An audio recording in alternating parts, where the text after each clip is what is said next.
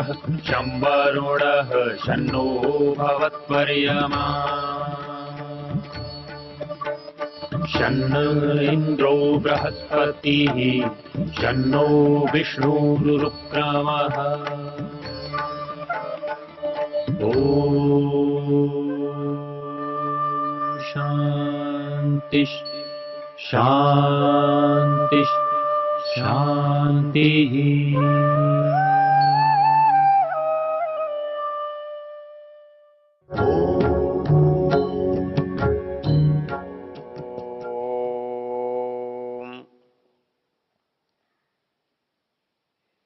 हम यजुर्वेद के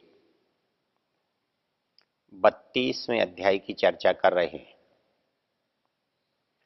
इस अध्याय का मंत्रों का ऋषि स्वयंभू ऋषि और इसका देवता परमात्मा है। हमने देखा कि इस अध्याय में बड़े सुंदर शब्दों में ईश्वर के स्वरूप पर प्रकाश डाला गया है। ये अध्याय पहले अध्याय से जुड़ा हुआ है। पहले अध्याय में जिस पुरुष की चर्चा की है उसी पुरुष को हम किस किस रूप में देखते और जानते हैं वो इस अध्याय में बताया है। हमने पहले संदर्भ को देखा। पहले मंत्र में उस पुरुष को अग्नि, वायु, आदित्य, चंद्र आदि नाम दिए। तदेवाग्निस्तदादित्यस्तद्वायुस्तदु चंद्रमा तदेव शुक्रम तद ब्रह्म ता आप स प्रजापति। इसके दूसरे मंत्र में संसार में दिखने वाले जो दूसरे तत्व हैं, लगा कि काल है, दिशाएं हैं, इनका भी स्थान सदा से है। तो क्या इनसे परमेश्वर को पकड़ा जा सकता है, इनसे नापा जा सकता है, इससे समझा जा सकता है? तो मंत्र ने कहा सर्वे निमेषा जज्जिरे विद्युतः पुरुषादधि नैनमूर्ध्वं न तिर्यंचम न मध्ये परिजगवत्। ये सारे जो काल हैं जिनका विभाजन हम कर रहे हैं, सर्वे निमेषा जज्जिरे, ये सब निमेष है, काष्ठा है, कला है, मुहूर्त है, अहोरात्र है, पक्ष है, मास है, अयन है, संवत्सर है, युग है। ये कहता है विद्युतः पुरुषादधि, उसके कारण से हो रहा है। इसका सब बनाने वाला वही है, ये उसको नहीं बनाते, वह इनको बनाता है। इन सब चीजों को देखकर एक तीसरा मंत्र इसमें जो आता है वो हमारे लिए बड़ा परिचित मंत्र है। परिचित ही नहीं, वो हमारे बड़े इतिहास में बहुत महत्व रखता है। हमारे लिए सारे प्रमाणों से सबसे महत्वपूर्ण वो प्रमाण है जिसमें ये बात कही गई है कि हम उस परमेश्वर को किससे नापें। क्योंकि संसार में जितना हमारा ज्ञान है उस ज्ञात से हम अज्ञात को जानते हैं। हम अज्ञात को ज्ञात से तुलना करके देखते हैं, समझते हैं। तो ज्ञात से अज्ञात को समझना ये तुलना करना होता है। ये साहित्य में भी होता है, संसार में भी होता है। इस तुलना के कारण ही हम किसी को तोलते हैं। और एक तरफ जिन साधनों को बाट कहकर हम रखते हैं, दूसरी तरफ उसके बराबर की वस्तु तोलते हैं। तो इस तोलने की क्रिया को जो इससे हम करते हैं उसे तुला कहते हैं, और जिससे उस वस्तु को तोलते हैं उसे मान कहते हैं, बराबरी। तो हमको भी लगता है कि संसार के सारे पदार्थों को देखते हैं तो कोई किसी जैसा लगता है, कोई किसी जैसा लगता है, तो हम एक से दूसरे को समझते हैं। कोई ठंडा लगता है तो कहते हैं पानी जैसा है, तेज लगता है तो आग जैसा है, गति वाला है तो वायु जैसा है, चमक वाला है तो सूर्य जैसा है, शांत है तो शायद चंद्र जैसा है। ये जैसा जो है ये कोई उसके बराबर की चीज है जिससे उसको समझा जाता है। तो हमारे मन में इच्छा होती है कि उस ईश्वर को भी समझ लें वो किस जैसा है। तो किस जैसा बताने के लिए या तो भार होता है, वजन होता है कि इतना है, या रूप होता है, आकृति है, ऐसी है, कोई या गुणों की कोई समानता है जिससे हम ये समझ सकते हैं कि वो वस्तु ऐसी है जैसी ये है। तो इसी को हम जब वजन से देखते हैं तो बाट कहते हैं, आकृति से देखते हैं तो चित्र कहते हैं, बाकी चीजों को गुणों से भी देखते हैं, विशेषताओं से भी देखते हैं। तो वो कैसा है, ऐसा हमारे मन में एक प्रश्न होता है, एक उत्सुकता होती है, वो कैसा है। तो सोचकर देखो कि कैसा है। ऐसा एक सुंदर प्रसंग बृहदारण्यक उपनिषद में आता है। याज्ञवल्क्य का शास्त्रार्थ हो रहा है सभा में बैठे हुए विद्वानों से, और याज्ञवल्क्य अपने युग के सबसे बड़े विद्वान थे। उपनिषद की पंक्तियों को यदि हम देखें तो वहां का एक छोटा सा प्रसंग है जिससे हमको पता लगता है कि याज्ञवल्क्य कितने विद्वान थे।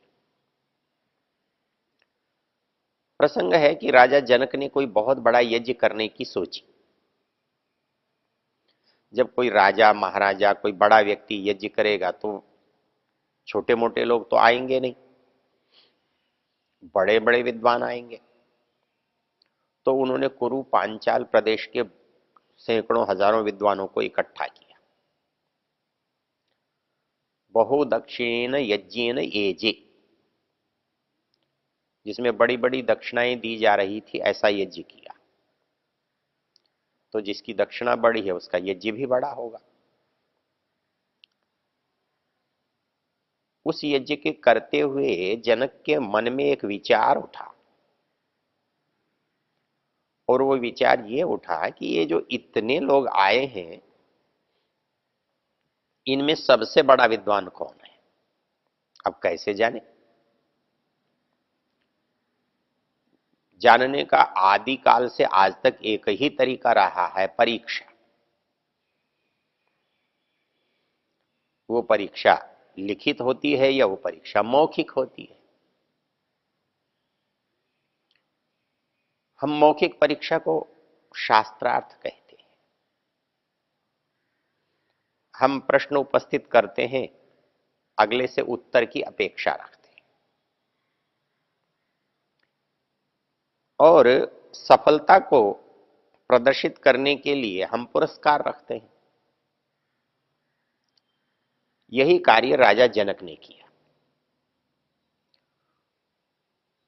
उन्होंने 1000 बहुत अच्छी अच्छी गायें अपने आंगन में खड़ी की, और ये हर गाय के हर सींग पर 10-10 पल, 10-10 तोले मान लीजिए, सोना बांध दिया। और जब पूरी सभा बैठी तो राजा जनक ने घोषणा की कि आप में जो सबसे बड़ा विद्वान हो वो इन गायों को ले जा सकता है।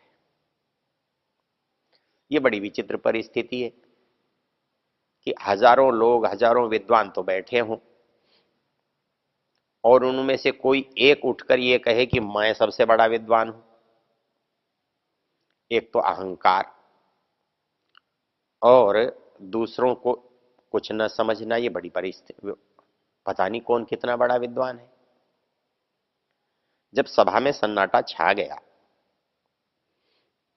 तो याज्ञवल्क्य खड़े हो गए और उन्होंने कहा, सोमश्रवा उनके शिष्य का नाम है, इमा गा उदा जहार है, ये जो गायें हैं ना इनको हाँक ले। बस ये सुनना था। सारे विद्वानों में एकदम आवेश हो गया, जोश आ गया, आक्रोश हो गया। कहने लगे, वाह वाह वाह याज्ञवल्क्य, क्या बात है, तुम अपने को सबसे बड़ा विद्वान समझते हो, अपने को ब्रह्मिष्ठ समझते हो। याज्ञवल्क्य ने बहुत सहज उत्तर दिया, ब्रह्मिष्ठाय नमस्कुर्मो वयम।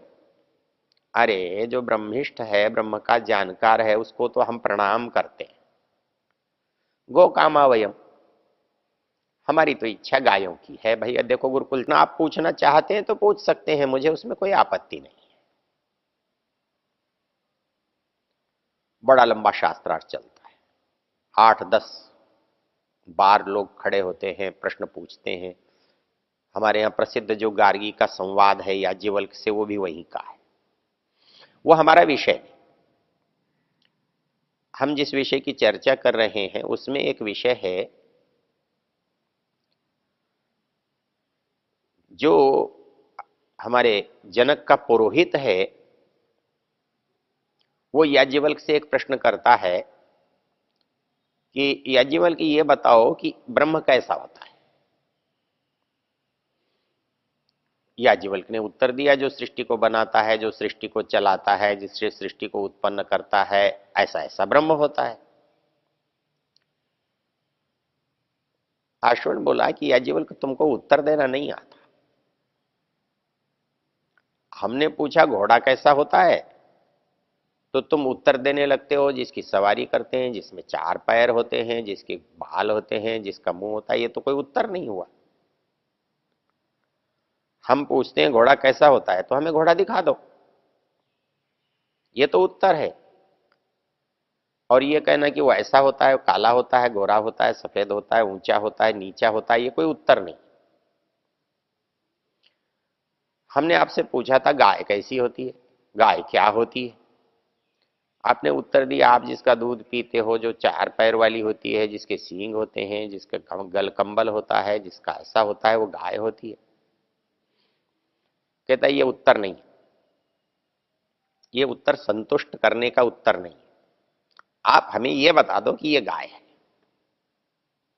ऐसे ही हमारा आपसे प्रश्न है कि आप ये बता दो कि ब्रह्म क्या है। आप ये मत बताओ जो सृष्टि को बनाता है वो है, जो सृष्टि को चलाता है वो है, जो संहार करता है वो है। ये तो हम देख रहे हैं, हमें तो सामने खड़ा करके बता दो ये ब्रह्म है। याज्ञवल्क्य बोले, भले आदमी, दुनिया में एक ही सबसे बड़ी मुसीबत है,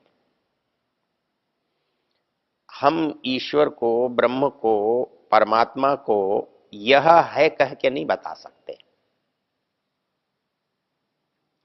इदम इत्थम, ये 2 शब्दों का प्रयोग नहीं होता।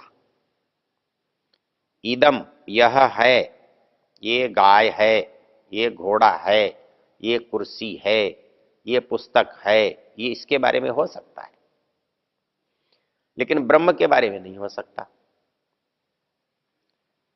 यह है ये नहीं बताया जा सकता, ऐसा है ये भी नहीं बताया जा सकता। तो फिर कैसे जानोगे? बोले एक तरीका है उसको जानने का। हम ये बता सकते हैं कि ये चीज ब्रह्म नहीं है। हम ये तो नहीं बता सकते कि ये चीज ब्रह्म है, किंतु ये चीज हम जरूर बता सकते हैं कि ये चीज ब्रह्म नहीं है। ये गाय जो है ये ब्रह्म नहीं है, ये घोड़ा भी ब्रह्म नहीं है, ये पहाड़ ब्रह्म नहीं है, ये पेड़ ब्रह्म नहीं है, ये मनुष्य ब्रह्म नहीं है, ये हम बता सकते हैं। दुनिया में जितनी वस्तुएं हैं सबके बारे में हम बता सकते हैं कि ये ब्रह्म नहीं है। फिर क्या करें? लेकिन ये नहीं बता सकते कि ये ब्रह्म है, क्योंकि तुलना होती कहां है? तुलना होती कब है? जब कहीं समानता हो, जिसका कोई पैमाना हो, प्रमाण हो, जिसका कोई नाप हो।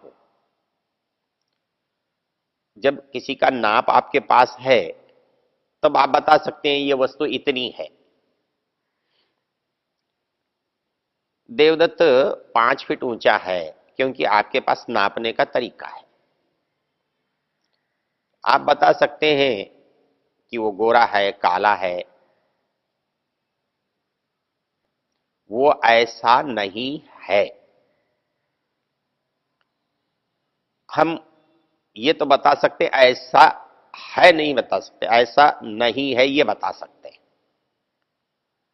तो इसलिए ये कहा जाता है कि परमेश्वर के विषय में सारे ऋषियों ने जो समाधान किया वो कहा नेति नेति नेति। वह ऐसा नहीं है, वह ऐसा नहीं है, वह ऐसा नहीं है। तो मूल चीज जो बात समझ में आई वो ये समझ में आई कि हम उसको किसी से तुलना करके नहीं बता सकते, उसका कोई प्रमाण नहीं है, उसके कोई समान नहीं है, उस जैसा कोई नहीं है।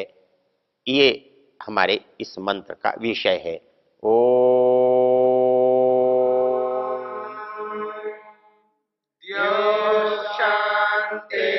शांतिरंतरिक्षं शांति पृथिवी शांतिरापः शांतिरोषधयः शांतिः वनस्पतयः शांतिर्विश्वे देवा शांतिर्ब्रह्म शांति सर्वं शांति शांतिरेव शांति क्षमा शांतिरेधि।